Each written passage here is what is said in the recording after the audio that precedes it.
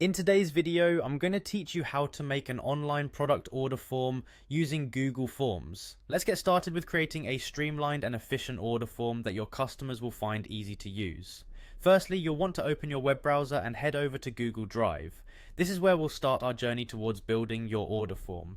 Once you've arrived at Google Drive, look for the New button typically located on the left-hand side. Click on it, a menu will appear, and from these options select Google Forms, which will direct you to another submenu. From here, choose Blank Form to start with a fresh slate. Now it's time to give life to this empty form. Begin by adding a name to your form.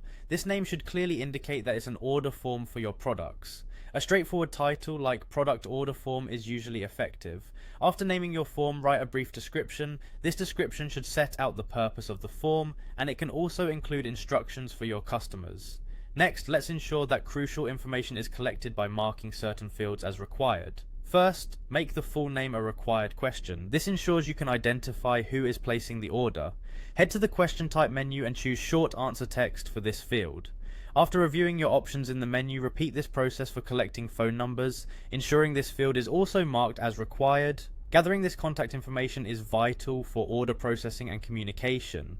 Moving on, it's essential to include a section for order details. At this point, you can switch the question type to a multiple choice grid. You can use this grid to add rows that may include options like sizes or different price points. By doing so, you give your customers a clear visual way to select the specific products they are interested in purchasing. Aside from textual information, visual aids can enhance your form. Consider uploading an image of the product. This is particularly useful if you have a range of products or a flagship item that benefits from a visual sell. Once all the items and fields are added, move to the settings icon, often represented by a gear. Here, you'll need to manage how responses are collected and ensure they are protected. Dive into the responses section and make any necessary changes to how input is monitored and secured.